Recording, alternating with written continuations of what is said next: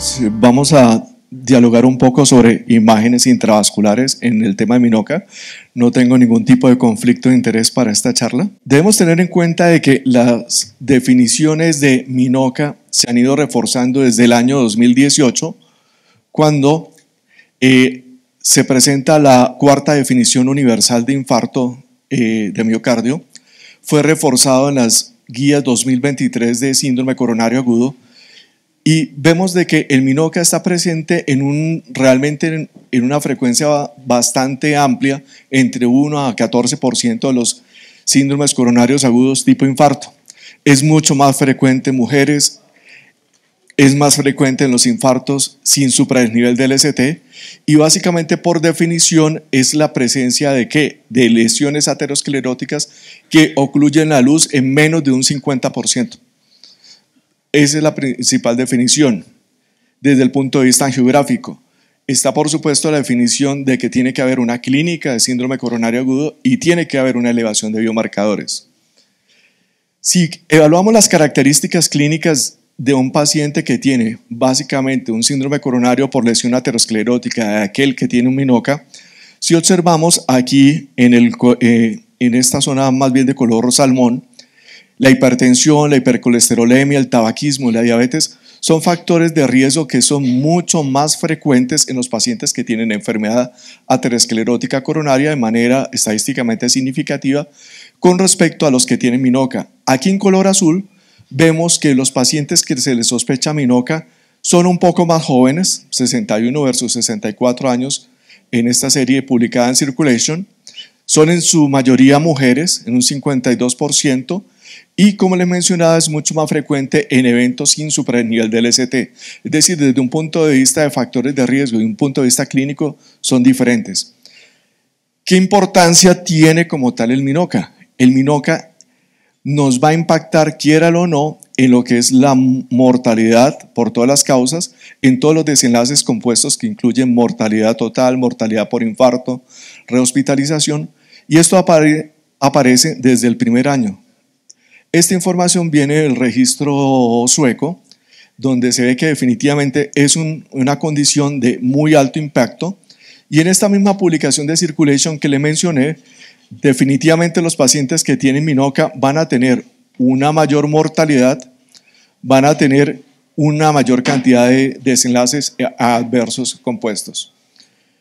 La definición de Minoca se ha ido un poquito enredando cada vez más, porque ya no hablamos de Minoca, sino ya hablamos inclusive de algo que se llama Troponin Positive Non-Obstructive Coronary Arteries, TPNOCA.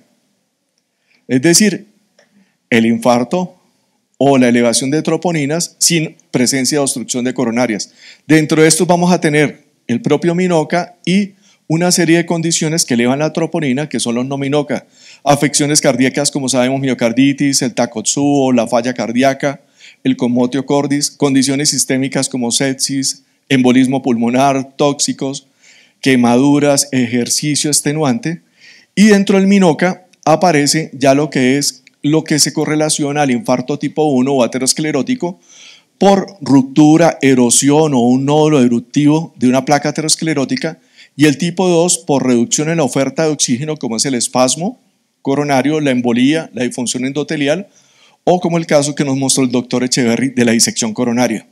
El desequilibrio entre oferta y demanda por hipertensión, anemia, braditaquiarritmias, hipoxia, hipotensión severa son elementos que nos generarían también un Minoca. Pero además, como ya mencionó por aquí el doctor Nicolás en una pregunta 2 conferencias atrás, aparecen 2 términos que son el ANOCA y el INOCA. Estábamos ya enredados con el Minoca, ahora aparece el ANOCA, que es la angina, es decir, la clínica, sin lesiones obstructivas. Pero ¿cuál es la condición? Biomarcador negativo. Y nos aparece el INOCA. El INOCA es la isquemia sin lesiones obstructivas. Es decir, todos esos pacientes que muchas veces les solicitamos ecocardiogramas de estrés, perfusiones miocárdicas y nos salen con áreas de 3 o más segmentos en el ecoestrés o más de un 10% de isquemia en alguna de las caras en la perfusión, y realmente le hacemos la arteriografía y salen coronarias sanas. Entonces, esos pacientes, desde que tengan la clínica, estamos hablando de INOCA. La guía 2023 nos dice que debemos tener 3 pasos. 1, la evaluación en el laboratorio de cateterismo. 2, la evaluación clínica.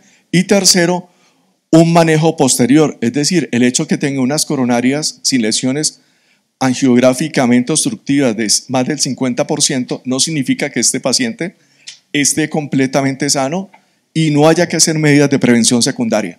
En este primer paso, aparte de la historia clínica, una angiografía detallada, idealmente hacer un ventriculograma, medir la presión al final de diástole para evaluar condiciones desde el punto de vista de hemodinamia, porque nos hemos vuelto más cardiólogos intervencionistas que hemodinamistas, y evaluar de manera intravascular la utilización, ya sea si tengo ultrasonido o tengo tomografía de coherencia óptica, si existen placas ateroscleróticas, y en ciertos casos evaluar la opción de hacer vasorreactividad con test de acetilcolina, cosa que el 99,9% de los cardiólogos intervencionistas y hemodinamistas hacemos una cara de terror.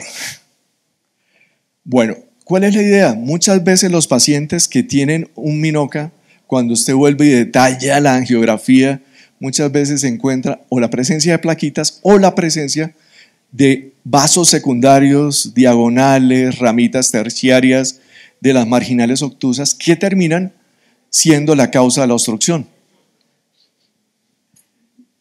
Siguiendo con esta misma guía nos dicen, vea, la clave es la angiografía. Si usted realmente logra identificar la lesión culpable, si quiere hace una recomendación clase 2A, imagen intravascular para guiar la intervención de la arteria culpable.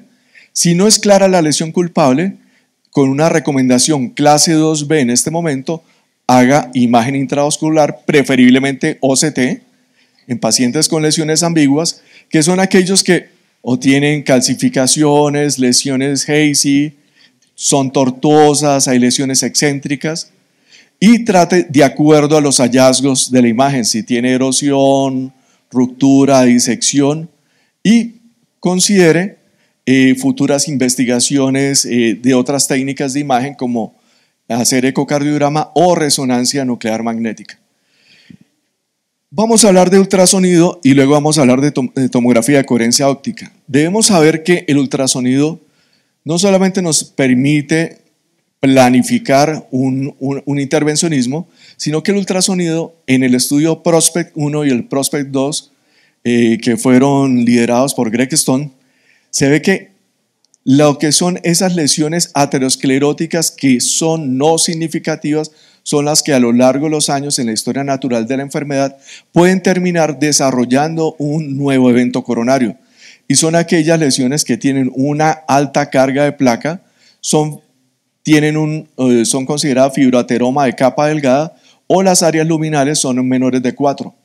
El Prospect 1 que fue presentado en el 2011 se hizo con ultrasonido, mientras que el Prospect 2 que fue presentado en Lancet en el 2021 usó espectroscopia de infrarrojo cercano correlacionada con ultrasonido para ver que efectivamente, como en este caso, en esta placa inicial considerada moderada, se le hizo la espectroscopia, se ve que tiene una gran cantidad de lípidos, que es la parte amarilla, y en el seguimiento de este paciente tuvo un síndrome coronario agudo. Cuando se mira a los pacientes que tienen disrupción de placa por ultrasonido, se ve que en este estudio publicado en el American Heart Journal en el 2014, se ve que las placas de tipo fibroso fueron las que más se asociaron realmente a disrupción de tipo fibroso, a disrupción de placa aterosclerótica. Y aquí vemos, por ejemplo, en esta angiografía que la imagen realmente muestra una placa que consideraría leve, pero cuando se observa en detalle, aquí ya con los colores, se aprecia que hay una disrupción de la íntima vascular. Ya entrando con la parte de la tomografía de coherencia óptica, si miramos desde el punto de vista angiográfico los pacientes que tienen síndrome coronario agudo diagnosticado versus los que tienen enfermedad coronaria estable, no hay una diferencia realmente entre los hallazgos angiográficos. Pero en los hallazgos de tomografía de coherencia óptica comienzan a haber diferencias, por ejemplo, que en el OCT se comienza a evaluar y apreciar lo que es el engrosamiento de esta membrana fibrosa y nos permite detectar qué placas pueden realmente llegar a ser placas vulnerables. Y vemos que en estos pacientes con síndrome coronario agudo tienen una asociación un poquito más a lo que son lesiones por laceración, por trombo, mientras que la enfermedad estable tiene más imagen de placa. ¿Qué fenómeno se puede presentar en estos pacientes con Minoca? Uno, lo que es una ruptura de una placa. Esto es una angiografía donde vemos una parte irregular de la arteria circunfleja. Voy a hacerle aquí un poquito de zoom. Aquí vemos una serie de irregularidades en la placa y esto corresponde a lo que es a ruptura de placa aterosclerótica en la tomografía de coherencia óptica. O aquí en este caso que apreciamos un pequeño borde que lo podía pasar realmente uno por alto. Cuando se mira la tomografía de coherencia óptica hay una laceración, una pérdida de la integridad de la íntima en ese punto, cuando se analiza el OCT con el corregistro. Lo otro, la presencia de esta que sería una placa que consideraría uno leve a moderada. Aquí tenemos en este caso en el OCT una lesión de un nódulo que está protruyendo, que es un nódulo calcificado, o en ciertos casos que se ven imágenes hazy o pérdida de la parte luminal, puede haber la presencia de trombos sin existencia de lesión aterosclerótica debajo, o en ciertos casos la presencia de trombosis en pacientes con estados de hipercoagulabilidad, o en el caso de pacientes que puedan tener inclusive embolismo a partir de que tengan fibrilación auricular y que tengan embolismo a partir de cámaras cardíacas hacia coronarias. Ya en esta publicación del año 2020 ya se comienza a hablar de un tema que es la multimodalidad de imágenes, es decir, no nos quedemos solamente con la angiografía, no nos quedemos solamente con la tomografía de coherencia óptica, sino está la herramienta que es la resonancia nuclear magnética. En este estudio, por ejemplo, que terminaron evaluando 40 pacientes, pues una muestra pequeña, se ve que 14 tuvieron ruptura de placa, 12 tuvieron erosión de placa, trombo aislado en 3, disección coronaria en 2, nódulo eruptivo en un paciente, y al mirar las resonancias 13 tuvieron infarto anterior, 6 infarto lateral y 12 infarto inferior. Si miramos en este paciente, por ejemplo, él tiene una imagen de ¿qué? De un trombo solitario, no se ve la presencia de placa aterosclerótica, realmente es un electro que no muestra realmente ningún cambio significativo, y esta que es la zona que fue evaluada con el pullback del OCT, realmente no se ve desde el punto de vista angiográfico realmente ninguna lesión aterosclerótica de importancia, ni ninguna imagen fantasma o imagen hazy. En este caso, que sí hay un supradesnivel del segmento ST en la cara inferior, se ve que la coronaria derecha realmente no tiene defectos, pero aquí en esta parte inferior se ve una zona erosionada, que está acá, y la presencia de un trombo asociado a esta zona. La presencia además, por ejemplo, en este caso, de una disección en el segmento medio distal de la descendente anterior, donde, como vimos en el caso anterior, la imagen de una disección y un trombo o un hematoma de pared. Otro elemento que también se puede ver es la presencia de lo que es fibroateromas de capa delgada y ruptura de placa. Bueno, ya sé que me le robo 2 minutos. En este estudio publicado en el año 2021 del Women Heart Attack Research Program, se compararon OCTs y resonancia nuclear magnética en 145 pacientes, 116 resonancias, de un total de 301 mujeres. Se ve que las causas del Minoca terminó siendo infarto miocardio en 74, sea, el 63%, miocarditis en 14%, Takotsubo en 3% y cardiomiopatía no isquémica en 2.6%. De esto, la ruptura de placa en un 5%, cavidad intraplaca el 21%. Esto lo paso.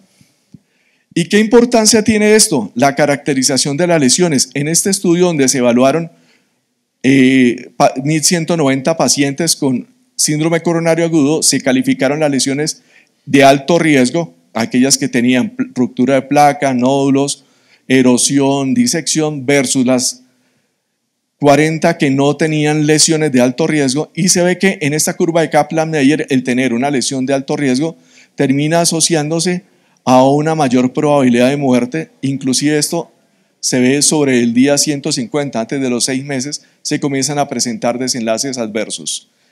Esto también lo mostró en este estudio publicado en el año 2023, donde se ve que definitivamente si hay la presencia de lesiones ateroscleróticas asociadas al Minoca, se asocia peor pronóstico que los no.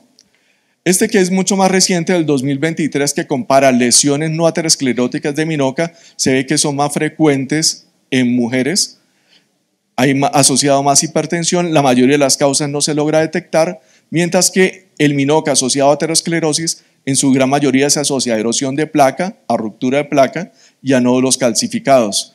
Y estas lesiones ateroscleróticas 5 veces más, con un OR de 5.36, se asocia a mayor riesgo de desenlaces adversos compuestos a un año. Esto es lo que nos viene, la combinación de IBUS y OCT,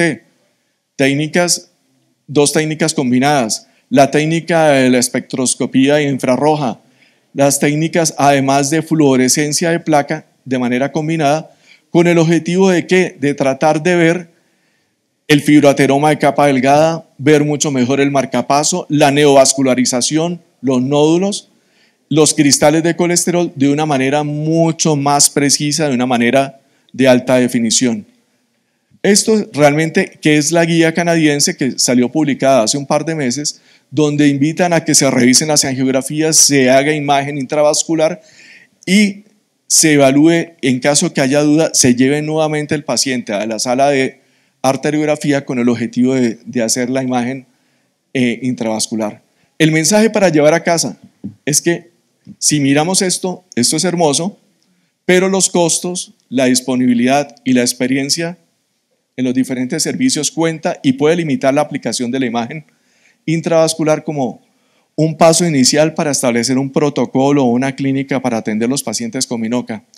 La OCT es la mejor técnica que tenemos con respecto al ultrasonido, pero si tengo solo ultrasonido, me ajusto a lo que tengo. Y realmente la evidencia, porque no solamente nos podemos, desde el punto de vista médico, intervencionista, decir que se ve, no se ve, sino que en qué medida realmente tiene un impacto en la mejoría de desenlaces, y todos esos estudios que les mencioné son estudios básicamente observacionales.